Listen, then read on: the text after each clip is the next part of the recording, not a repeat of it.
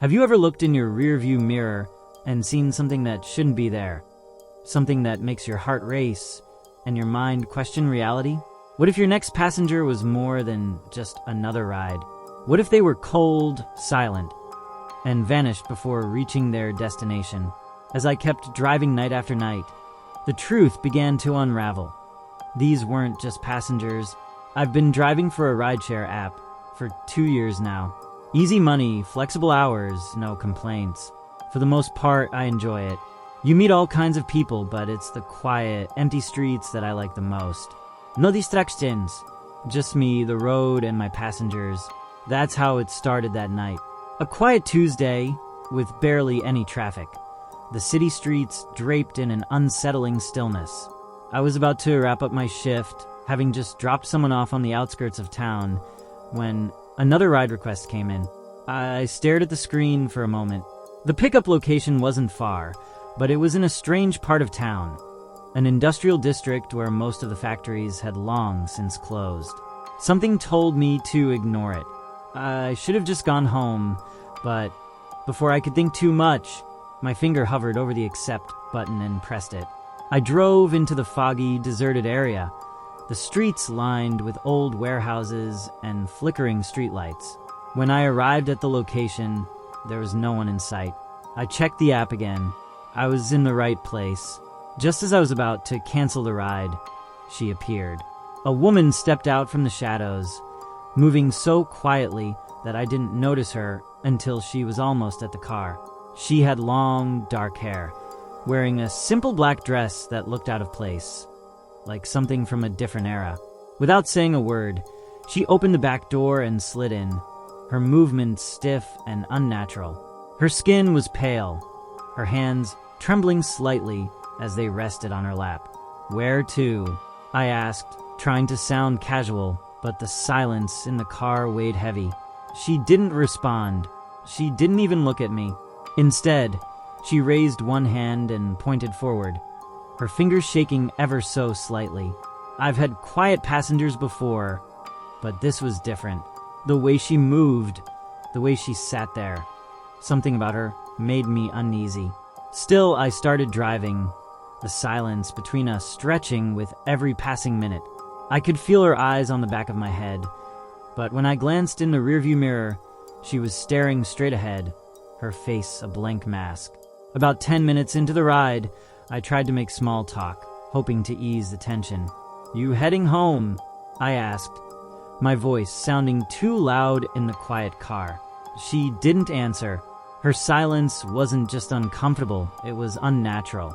I checked the rearview mirror again, and for a split second, I could have sworn she was looking right at me, her eyes hollow, emotionless. But when I blinked, she was staring ahead again. My skin crawled, and I started feeling the cold seep into the car. I reached to turn up the heat, but something made me glance back again. She was gone. I slammed on the brakes, my heart hammering in my chest as I spun around in my seat. The back seat was empty, the door still closed, the seatbelt unfastened. There was no way she could have gotten out without me noticing. For a moment, I sat there, frozen, trying to process what had just happened. Then I saw it. On the seat where she had been sitting was a thin layer of frost, clinging to the fabric like icy fingers. I touched it, and it sent a jolt of cold through my hand. The realization hit me like a punch to the gut. I had just given a ride to someone who wasn't there. I didn't sleep well that night. My mind wouldn't let me forget the woman's cold, empty face or the frost left behind on the seat. It was impossible to shake the feeling that something had followed me home. I woke up in the middle of the night, drenched in sweat. The image of her staring at me seared into my brain. The next day, I told myself it had just been a hallucination, my imagination playing tricks on me. Maybe I was just tired, but deep down I knew it wasn't that simple. Something about the way she had appeared, the way she vanished, it wasn't normal. Still, life went on, and I had bills to pay. So, the next night I got back behind the wheel. It was another slow evening, and I was starting to think I might have imagined the whole thing when another request came in. This time, it was from a part of town I was more familiar with, so I accepted without hesitation. I pulled up to the location, a quiet street lined with darkened houses. As I waited, I noticed something strange. There were no lights on in any of the houses. The entire street was eerily silent, not a single person in sight. A chill crept down my spine, but before I could drive away, I saw him. A man stepped out from the shadows between two houses, his tall frame barely visible in the dim light. He was wearing a dark suit, the kind people wore in the 1950s, and as he got closer, I could see that his face was pale, almost ashen. He moved slowly, deliberately, as though walking took great effort. He opened the back door and slid into the seat behind me. "Where to?" I asked, forcing my voice to stay steady. Like the woman from the night before, he didn't answer. He didn't even look at me. He just stared straight ahead, his face completely expressionless. I started driving, my heart racing as the familiar sense of unease settled over me. The silence in the car was oppressive, and every time I glanced in the rearview mirror, the man's pale face seemed to grow more and more hollow, as though the life was draining out of him the further we drove. And then, just like before, he was gone. 1 minute he was there, sitting silently in the back seat, and the next the seat was empty. No sound, no movement. Just an empty seat and a strange, lingering cold. This time, I didn't stop the car. I didn't need to check to know what I would find. But when I glanced in the mirror, my breath caught in my throat. There was frost again, thicker this time, spreading across the seat like icy veins. I sped home, not caring about the speed limits or the red lights. Something was terribly wrong. These passengers, they weren't just disappearing. They weren't human. I couldn't drive for the next few days. I stayed at home, pacing, my thoughts spiraling into a storm of confusion and fear. I tried to make sense of what had happened, but nothing added up. 2 passengers, both silent, both cold, both vanishing into thin air. What was happening to me? I spent hours researching online, looking for stories, explanations, anything that might help me understand. There were urban legends about haunted rideshares, but they all seemed like jokes, nothing more than creepypasta stories. None of it seemed real, except for what was happening to me. Finally, the need for money pushed me back out onto the road. I was determined to act like nothing had happened, to just get through the night without anything strange occurring. It was going fine for a while. Normal passengers, normal conversations, no signs of frost or vanishing figures. But then, late into the night, another request came in. I didn't even look at the pickup location until I was halfway there. When I did, my blood ran cold. It was the same area where I had picked up the woman, the same industrial district, quiet and abandoned.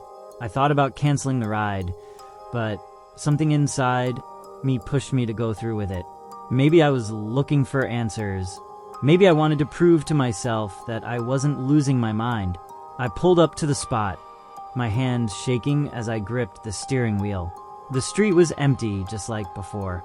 I waited, half expecting another ghostly figure to emerge from the shadows. And then I saw him. A boy this time, no older than 12. He stood on the corner, staring at the car with wide, empty eyes. His clothes were old, torn, and he didn't seem to belong in this world. He walked toward the car in silence, his small frame hunched against the cold.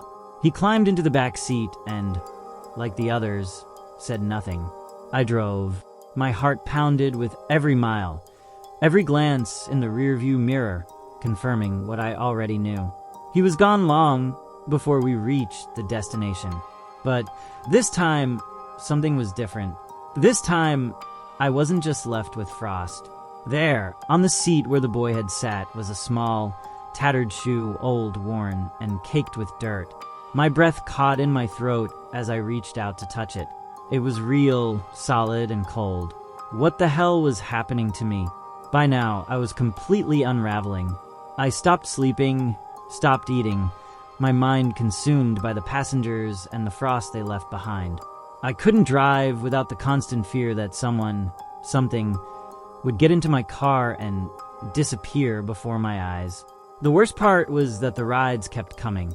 Silent figures in the night, all with the same pale, empty faces. They would climb into my car without a word, point forward, and vanish before we ever reached their destination. I tried to talk to people about it. I called friends, visited my parents, and even tried speaking to a therapist. But every time I explained what was happening, they looked at me like I was crazy, like I was losing my grip on reality. And maybe I was. The truth came slowly, piece by piece, until I couldn't ignore it anymore.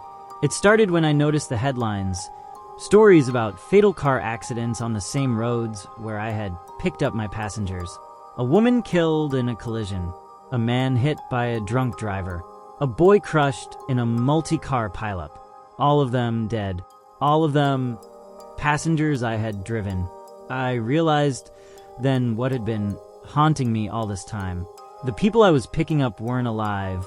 They were the victims of accidents. Fatal accidents that I had somehow caused.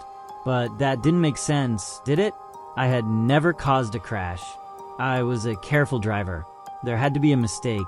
That's when I remembered my own accident. 6 months ago, I had crashed my car on a dark, foggy road just outside of town. The details were hazy, but I remembered losing control, the car spinning, the feeling of weightlessness before everything went black. I woke up in the hospital, bruised and sore, but alive, or so I thought. But now I wasn't so sure. That's when the next ride request came in. The pickup location chilled me to the bone. It was from the very same road where I had crashed my car. I didn't want to accept it. I stared at the screen, my hand hovering over the button, my heart racing in my chest. This was it, the moment I had been avoiding, the truth I hadn't wanted to face. But something inside me knew I had no choice. I had to accept the ride. I had to find out what was really happening. I clicked accept and started driving, the road ahead of me growing darker and more desolate with every passing mile. The fog was thicker than ever, swirling around the car like it was alive, pulling me toward the place I had been trying to forget. The highway came into view, narrow and winding, bordered by trees that loomed like dark sentinels. This was where it had happened, where my life had changed forever. I pulled over at the spot where I had crashed, my hands shaking on the steering wheel. The headlights cast long shadows across the empty road, but there was no sign of the passenger. No one emerged from the fog this time. I checked the app. It said, "Passenger arriving." I glanced in the rearview mirror, and my blood turned to ice. There was a man in the back seat. He looked just like me. The man in the back seat, my reflection, my double, sat there silently, staring at me with cold, dead eyes. I couldn't breathe. This wasn't possible. This couldn't be real. But deep down I knew it was.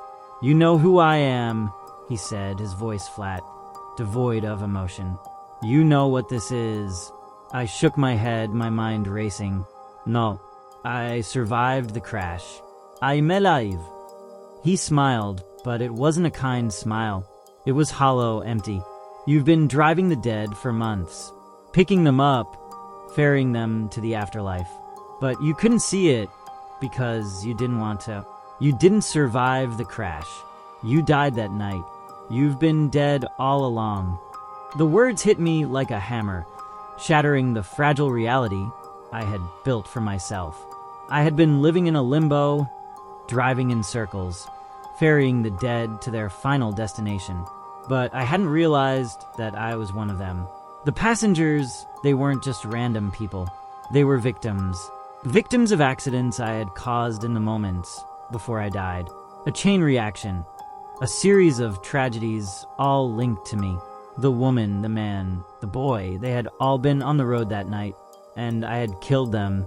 Tears blurred my vision as I gripped the steering wheel, my whole body trembling. "What do I do now?" I whispered, barely able to speak. My reflection leaned forward, his cold breath on the back of my neck. You take them to where they belong, and then you go with them. I looked out the window, and the fog seemed to part, revealing a road I had never seen before. It stretched out into the darkness, endless and foreboding. This was the road to the afterlife, the road I had been unknowingly driving on for months. It was time. I stepped out of the car, the cold air biting into my skin as the fog swirled around me. I felt lighter somehow, as though the weight of my guilt and confusion had finally lifted. I knew what I had to do now. The passengers, the woman, the man, the boy, appeared from the fog, their faces calm, no longer haunted by the horrors of their deaths. They were waiting for me to lead them to the other side. I climbed back into the car, my hands steady on the wheel. The passengers got in, silently taking their seats as the fog thickened around us. I drove forward, the road stretching out into the unknown, leading us to whatever lay beyond. As I drove, I glanced in the rearview mirror one last time. My reflection was gone. In its place were the faces of the passengers, no longer cold, no longer silent. They were at peace now, and soon I would be too. The road stretched on, endless and dark, but I wasn't afraid anymore. I knew where it led, to the final destination, to the afterlife, and finally I was ready to go. If you enjoyed tonight's tale of horror, don't forget to like this video to show your support. Have a chilling story of your own or thoughts on tonight's horror? Comment below. I love hearing from you all. And for more spine-tingling stories, make sure to subscribe and hit the bell icon so you never miss a frightful update. Stay spooky, my friends.